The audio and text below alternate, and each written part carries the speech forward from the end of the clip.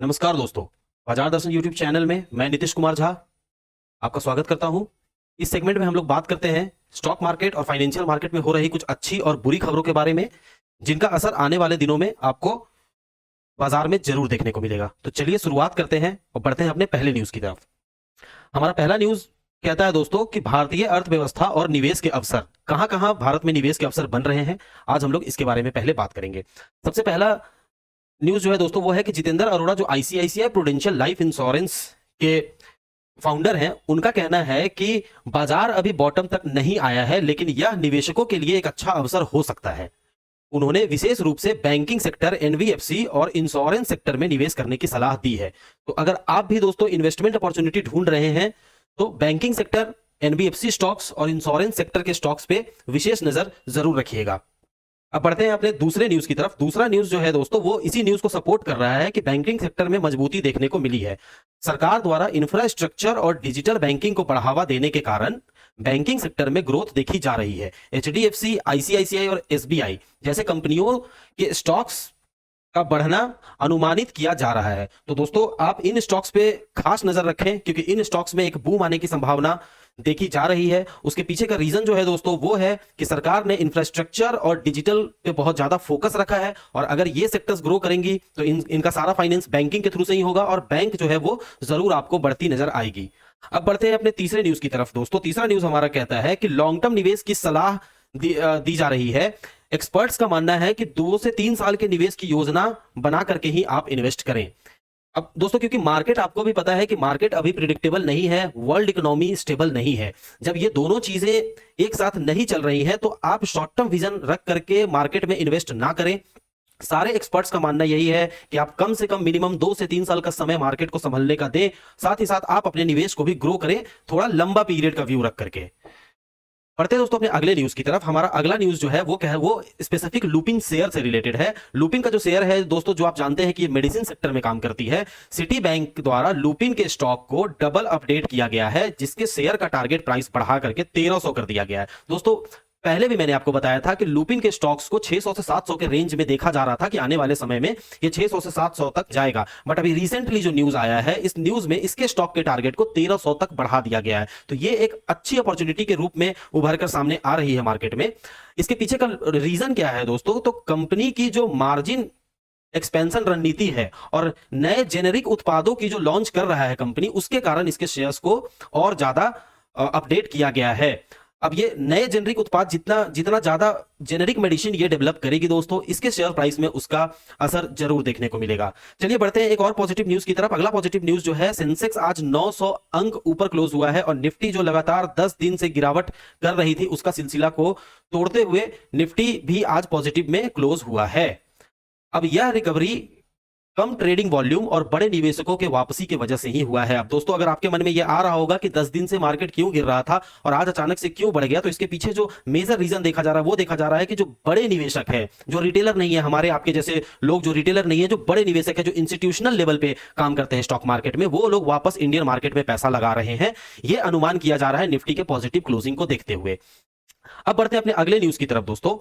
हमारा अगला न्यूज कहता है कि वरुण बेवरेज, जो जिसके बारे में कल भी हम लोगों ने बात किया था कि वरुण बेवरेज का जो स्टॉक है उसमें पॉजिटिव ग्रोथ देखी जा रही है। और जैसा आप देख रहे हो कि पिछले साल वरुण बेवरेज 20% का वृद्धि पे था, और अभी गर्मी के सीजन में बेवरेज, पानी और शीतल जल का जो शीतल जल की जो मांग है वो बढ़ने की संभावना है। इसके कारण से वरुण बेवरेज एक फेवरेबल स्टॉक के रूप में देखा जा रहा है मार्केट में।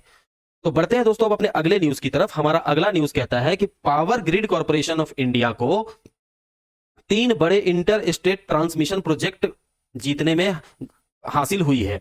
अब इसका मतलब क्या है दोस्तों? इसका मतलब यह है कि 5000 करोड़ का कुल लागत होगा इस पांचों प्रोजेक्ट का मिला करके, और इस प्रोजेक्ट को कंप्लीट करने के लिए 5 साल का टेन्योर दिया गया है। अब एक्सपर्ट्स का मानना है कि इस प्रोजेक्ट के कारण से power grid corporation of India का स्टॉक जो है दोस्तों वो 15% बढ़ेगा आने वाले समय में। तो अगर आप निवेश के लिए एक स्टॉक ढूंढ रहे हैं तो आप जरूर power grid corporation of India को अपने रडार में रखिए और इसके फंडामेंटल और टेक्निकल इंडिकेटर्स के बेसिस पे इसको जज कीजिए कि क्या ये स्टॉक आपके पोर्टफोलियो में रहने के लिए क्वालिफाई करता है या नहीं। अब चलिए दोस्तों बढ़ते अपने अगले न्यूज की तरफ, जो टाटा मोटर्स से निकल के आ रहा है। टाटा मोटर्स को मॉर्गन स्टैनली ने कंपनी के स्टॉक को 853 का टारगेट प्राइस दिया है। अब इतना ज्यादा टारगेट प्राइस देने के पीछे रीजन क्या है दोस्तों? तो टाटा का ईवी जो है वो अभी इंडिया में सबसे टॉप पे चल रहा है। महिंद्रा और अदर जो कंपनीज ईवी बना रही हैं उन सब को पीछे छोड़ते हुए टाटा सबसे आगे अभी ईवी सेक्टर में चल रहा है। इसके कारण से मॉर्गन स्टैनली जो वर्ल्ड के सबसे बड़े ब्रोकिंग फर्म में से एक हैं, उन्होंने इसका टारगेट को 853 कर दिया है दोस्तों। चलिए बढ़ते हैं अब अपने अगले न्यूज की तरफ। हमारा अगला न्यूज जो है वो रेल विकास निगम लिमिटेड आरवीएनएल से निकल के सामने आ रहा है। आरवीएनएल को 730 करोड़ का नया ऑर्डर मिला है। इसका शेयर प्राइस 4% ऊपर गया है। ये तो इनिशियल इफेक्ट है दोस्तों, लेकिन आने वाले समय में आरवीएनएल के स्टॉक्स में और ज्यादा तेजी देखने को मिलेगी। तो अगर आप आरवीएनएल में एक शॉर्ट टर्म व्यू बनाना चाहते हैं, 6 महीना साल भर के लिए निवेश करना चाहते हैं, तो जरूर इस स्टॉक को आप कंसीडर करिए और देखिए कि इस स्टॉक का फंडामेंटल और टेक्निकल इंडिकेटर आपके ट्रेडिंग और आपके इन्वेस्टिंग क्राइटेरिया को सेटिस्फाई कर रहा है या नहीं कर रहा है। आपको बताते चले दोस्तों कि रेल विकास निगम लिमिटेड जो है ये इंडियन रेलवे के इलेक्ट्रिफिकेशन प्रोजेक्ट का हिस्सा है। इंडियन रेलवे में जो भी इलेक्ट्रिफिकेशन होता है, चाहे डीजल ट्रेन को इलेक्ट्रिक ट्रेन में कन्वर्ट करना या फिर इलेक्ट्रिक लाइन मेंटेन करना, कोई भी जो इलेक्ट्रिफिकेशन का काम इंडियन रेलवे में होता है दोस्तों, वो आरवीएनएल के थ्रू ही होता है। तो इस स्टॉक को गवर्नमेंट का बहुत बड़ा बैकिंग है। ये स्टॉक आपके लिए अच्छा साबित हो सकता है दोस्तों। चलिए बढ़ते हैं अब अपने अगले स्टॉक की तरफ और अगले न्यूज की तरफ। हमारा अगला न्यूज जो है दोस्तों वो आ रहा है सुजलॉन के सीईओ के द्वारा। सुजलॉन के सीईओ का कहना है कि सरकार की नई नीतियां और विदेश के निवेश से यह लक्ष्य संभव है कि 2030 तक भारत एक क्लीन एनर्जी देश के रूप में उभर के सामने आएगा। अब ये सुजलॉन के सीईओ ने इसलिए कहा है दोस्तों क्योंकि कल ही मैंने आपको बताया था कि सुजलॉन को एक बहुत बड़ा कॉन्ट्रैक्ट मिला है, जिसके कारण सुजलॉन के शेयर प्राइस लगातार अप जा रहे हैं और अब उनके सीईओ का ये बयान आ गया है। इसका मतलब है कि ये स्टॉक्स अभी आने वाले दिनों में और हलचल दिखाएगी। अब बढ़ते अपने अगले न्यूज की तरफ दोस्तों। अगला न्यूज हमारा हाउसिंग सेक्टर बूम से रिलेटेड है। बेंगलुरु और चेन्नई में नई हाउसिंग यूनिट्स की बिक्री में 53% की वृद्धि हुई है। यह प्रॉपर्टी सेक्टर के लिए एक अच्छी खबर है। अब जैसा कि दोस्तों इस न्यूज से समझ में आ रहा है कि बेंगलोर और चेन्नई में लोग बहुत ज्यादा घर खरीद रहे हैं, बजाय कि वो कहीं और इन्वेस्ट करें अपना पैसे को, उस पैसे को लोग हाउसिंग यूनिट्स में लगा रहे हैं और हाउसिंग यूनिट्स 53% बढ़ा है। ये छोटी मोटी बात नहीं है दोस्तों। किसी एक एरिया में अगर 53% रियल एस्टेट में डेवलपमेंट हो तो इसका मतलब है कि रियल एस्टेट सेक्टर जो है वो डेफिनेटली एक पॉजिटिव रडार में रखने के लायक है। अब बढ़ते हैं दोस्तों अपने अगले न्यूज की तरफ। हमारा अगला न्यूज जो है वो गोल्ड और इक्विटी के बीच में डिफरेंशिएट करता है। विशेषज्ञों का कहना है कि सोना संकट के समय में सबसे सुरक्षित होता है, लेकिन इक्विटी लॉन्ग टर्म में ज्यादा रिटर्न देती है। यह बच्चा जानता है दोस्तों कि गोल्ड जो है वो गोल्ड एक इन्वेस्टमेंट के रूप में नहीं देखा जाता है। गोल्ड इस तरह से देखा जाता है कि आप एटलीस्ट इन्फ्लेशन को तो बीट कर लें। सपोज कीजिए दोस्तों आज अगर निफ्टी 20% और गिर जाए, 30% और गिर जाए, तो आपका जो इन्वेस्टमेंट है वो 1 करोड़ का इन्वेस्टमेंट सीधे 80 लाख पे आ जाएगा। बट गोल्ड कभी भी दोस्तों 20% और 30% नहीं गिरता है। गोल्ड दर बाई दर 6% 7% के एवरेज पे साल बाई साल वो इंक्रीज करता है दोस्तों। इसीलिए आज से नहीं, भारत में और पूरे देश में गोल्ड को रिजर्व रखने का और गोल्ड खरीदने का प्रचलन जो है वो इसीलिए है दोस्तों कि चाहे दुनिया में कुछ भी हो जाए, अगर आपके पास गोल्ड है तो आप महंगाई के मार से बचे हुए हैं। तो ये डिफरेंशिएशन जो है दोस्तों, ये गोल्ड और इक्विटी में ये कहता है कि गोल्ड अगर आप रखते हो तो इन्फ्लेशन तो आप बीट कर लोगे, लेकिन प्रॉफिट आप नहीं बना पाओगे। बट इक्विटी अगर आप रखते हो तो रिस्क तो है, बट उस रिस्क के साथ आपको रिटर्न भी मिलेगा दोस्तों, क्योंकि लॉन्ग टर्म में इक्विटी आपको बेहतर रिटर्न देता है। तो आप अपने रिस्क और रिवॉर्ड के हिसाब से दोस्तों डिसीजन ले कि आप अपने पैसा को कितना % गोल्ड में डालना चाहते हैं, कितना % बॉन्ड में डालना चाहते हैं और कितना % आप इक्विटी में डालना चाहते हैं। अब बढ़ते हैं दोस्तों अपने अगले न्यूज की तरफ। हमारा अगला न्यूज जो है वो डॉलर और कच्चे तेल से रिलेटेड है। डॉलर और कच्चे तेल की कीमत में गिरावट देखने को मिली है दोस्तों। इससे भारतीय बाजार को फायदा हो सकता है क्योंकि इंपोर्ट कॉस्ट कम होगी। अब जैसे जैसे कच्चा तेल का दाम कम होगा दोस्तों, हमारे यहाँ जो बिग जायंट्स है जो पेट्रोल और जो कच्चे तेल से पेट्रोल, डीजल और ये सारी चीजें उत्पाद करते हैं, वो भी अपना कॉस्टिंग कम करेंगे क्योंकि उनका इनपुट कॉस्ट कम हो जाएगा दोस्तों। और जब ये इनपुट कॉस्ट कम होगा तो हम आप जैसे लोगों के लिए एक राहत की उम्मीद हो सकती है कि पेट्रोल और डीजल की दाम कम हो सकती है। तो चलिए दोस्तों बढ़ते हैं अब अपने अगले न्यूज की तरफ। अगला न्यूज हमारा नेगेटिव सेगमेंट से है। अब हम लोग नेगेटिव सेगमेंट की बात करेंगे कि मार्केट में क्या बुरी खबर चल रही है। तो सबसे पहला अगर नेगेटिव न्यूज देखें दोस्तों तो 94 लाख करोड़ की संपत्ति निवेशकों की डूब चुकी है दोस्तों। अभी डी स्ट्रीट मतलब दलाल स्ट्रीट में भारी गिरावट हुई है, जिससे निवेशकों को बड़ा नुकसान हुआ है। तो दोस्तों ऑब्वियस सी बात है, मार्केट अगर 12 दिन और 15 दिन लगातार गिरेगा तो जो भी पैसा है दोस्तों निवेशकों का वो तो लॉस होना ही होना है। तो अभी का जो मार्केट में गिरावट आया है उसमें 94 लाख करोड़ रुपया का संपत्ति का लॉस हो गया है अभी तक निवेशकों का। अब बढ़ते हैं दोस्तों अपने अगले न्यूज की तरफ। अपना अगला न्यूज जो है वो गैसोलीन इंजीनियरिंग से निकल के सामने आ रहा है। 2 दिनों में 28% की गिरावट के साथ गैसोलीन इंजीनियरिंग जो है वो बुरा परफॉर्म करते हुए दिख रहा है। केयर रेटिंग के हिसाब से कंपनी की क्रेडिट रेटिंग घटा दी गई है, जिससे शेयर की वैल्यू तेजी से गिरी है। अब ये गिरावट के पीछे का रीजन जो है वो रेटिंग एजेंसी है दोस्तों। गैसोलीन इंजीनियरिंग को केयर रेटिंग रेट करती है कि ये कंपनी कैसी है, इसको कितना लोन मिलना चाहिए और फ्यूचर में इसके लोन को चुकाने की कितनी सामर्थ्य है। लेकिन दोस्तों केयर रेटिंग ने इसके रेटिंग को पिछली बार के मुकाबले कम रेटिंग दिया है। इसके कारण से गैसोलीन इंजीनियरिंग 2 दिनों में 28% टूट गया है। मतलब जो इन्वेस्टर्स उसमें होंगे उन इन्वेस्टर्स का पोर्टफोलियो 28% डाउन हो गया होगा दोस्तों इन 2 दिनों के अंदर में। तो अब बढ़ते हैं दोस्तों अपने अगले न्यूज की तरफ। हमारा अगला न्यूज जो है वो एनबीएफसी सेक्टर से वापस आ रही है कि आरबीआई ने परपेचुअल क्रेडिट लाइन पर चिंता जताई है, जिससे इस सेक्टर के स्टॉक्स को 5 से 10% की गिरावट देखने को मिली है। अब एनबीएफसी में जो परपेचुअल क्रेडिट लाइन है दोस्तों, आरबीआई का कहना है, आरबीआई कहता है कि एनबीएफसी को परपेचुअली क्रेडिट दिया जाएगा आरबीआई के द्वारा। आरबीआई हमेशा लोन देगा एनबीएफसी को और एनबीएफसी जो है वो छोटे स्मॉल बिजनेसेस को लोन प्रोवाइड करेंगे। लेकिन ये जो परपेचुअल जो हमेशा चलने वाला लोन का प्रक्रिया है दोस्तों, ये एक चिंताजनक पॉइंट है। और जैसे ही आरबीआई ने इसको पॉइंट आउट किया, एनबीएफसी के स्टॉक्स 5 से 10% गिर गए हैं।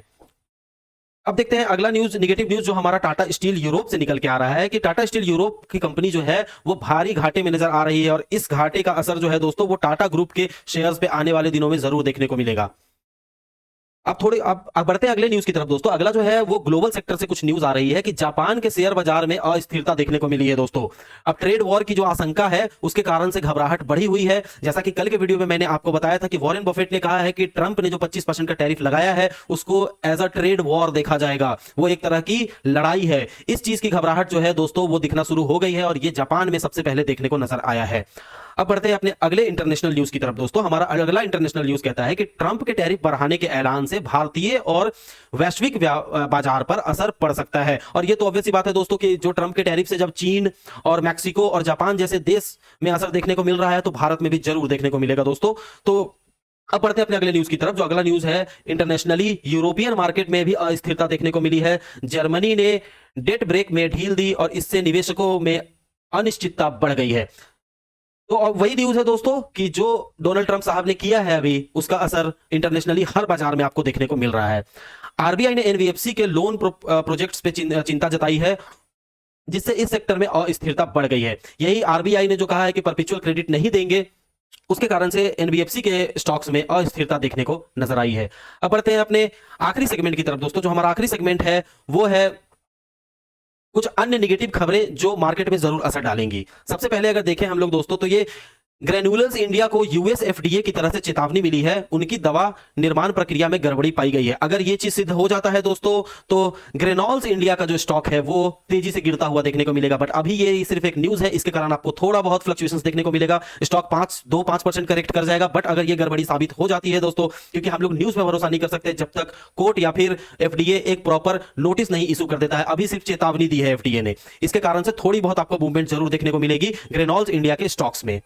अब देखते हैं दोस्तों अगला जो हमारा न्यूज है वो सोने की कीमत जो है वो स्थिर हो गई है, लेकिन क्रूड में उतार चढ़ाव अभी भी जारी है। सोने की कीमत स्थिर होने का रीजन एक है दोस्तों, क्योंकि आज मार्केट बढ़ा है। इसका मतलब है कि जो डोमेस्टिक प्लेयर्स हैं उन्होंने अब गोल्ड में से अपना पैसा निकाल करके वापस इंडिया के इकोनॉमी में पैसा डालने का काम किया है। तो जब गोल्ड से पैसा निकलेगा तो गोल्ड का प्राइस ज्यादा टूटता नहीं है दोस्तों, वो स्थिर हो जाता है। क्योंकि जब गोल्ड में निवेशक आते हैं तो प्राइस बूम करता है, बट जब निवेशक वहां से निकल जाते हैं तो उस समय पे गोल्ड का प्राइस बहुत ज्यादा टूटता नहीं है स्टॉक मार्केट के जैसा, वो बस वहीं स्थिर हो जाता है, 1-2% के रडार में घूमते रहता है। अब बढ़ते हैं अपने अगले न्यूज की तरफ दोस्तों। अगला न्यूज हमारा है कि डॉलर इंडेक्स 3 महीने से निचले स्तर पर है, जिससे भारतीय मुद्रा पर असर पड़ सकता है। अब दोस्तों ऑब्वियस सी बात है कि पिछले वीडियो में भी मैंने आपको बताया था कि अभी इंडियन रुपीस को डॉलर से कंपेयर करना ये बिल्कुल भी समझदारी का काम नहीं है, क्योंकि जब रुपी और डॉलर 80 और 90 रुपए के ब्रैकेट में चल रहे हो तो आप किस हिसाब से कंपेयर करोगे कि डॉलर और इंडियन रुपी को। अब बढ़ते हैं दोस्तों, जो सबसे इंपॉर्टेंट और जो सबसे बुरा खबर निकल के आ रहा है मार्केट में वो है कि आईपीओ, जो 60% आईपीओ स्टॉक मार्केट में आ रही है दोस्तों, वो सिर्फ पुराने निवेशकों को एग्जिट देने के लिए आ रही है। इसके कारण से नए निवेशक जो है वो डर रहे हैं आईपीओ में इन्वेस्ट करने से। इस न्यूज का थोड़ा सा विश्लेषण मैं आपको देता हूं। कहने का मतलब मेरा क्या है कि जैसे एक कंपनी है, एक कंपनी को खड़ा करने में जो शुरू में जो लोग पैसे लगाते हैं, 100 करोड़, 200 करोड़, 10 करोड़, 1 करोड़, जो भी अमाउंट लगाते हैं, उनको कहा जाता है निवेशक। वो कंपनी में निवेश करते हैं, कंपनी आगे ग्रो करती है। बट जब कंपनी लॉस मेकिंग कंपनी होती है ना दोस्तों, तो वो पैसा चुका नहीं पाती है जो पैसा उन्होंने लगाया था। इसलिए वो क्या करती है, कंपनी की आईपीओ लॉन्च करती है स्टॉक मार्केट में, जिसमें हम आप जैसे लोग पैसा देते हैं उस कंपनी को कि आप अपना बिजनेस और ग्रो करो। बट वो कंपनी क्या करती है, आपसे पैसे लेकर के जो पुराने निवेशक है उनको वापस चुका देती है और कंपनी धीरे धीरे बैड परफॉर्मेंस करना शुरू कर देती है। और इस स्टैटिस्टिक्स के हिसाब से दोस्तों 60% आईपीओ जो अभी लॉन्च हुई है एनएससी में या बीएससी में, उन सब का रीजन यही रहा है कि पुराने निवेशकों को उन्हें पैसा वापस चुकाना था। तो दोस्तों ये थी हमारी आज की पॉजिटिव और निगेटिव खबरों का सिलसिला, जो आने वाले समय में आपको जरूर असर दिखाएगी स्टॉक मार्केट में। तो अगर आप निवेश करते हैं या आप स्टॉक मार्केट में अपडेटेड रहना चाहते हैं तो जुड़े रहिए इस चैनल के साथ। मिलते हैं अगले वीडियो में, तब तक के लिए बाय बाय।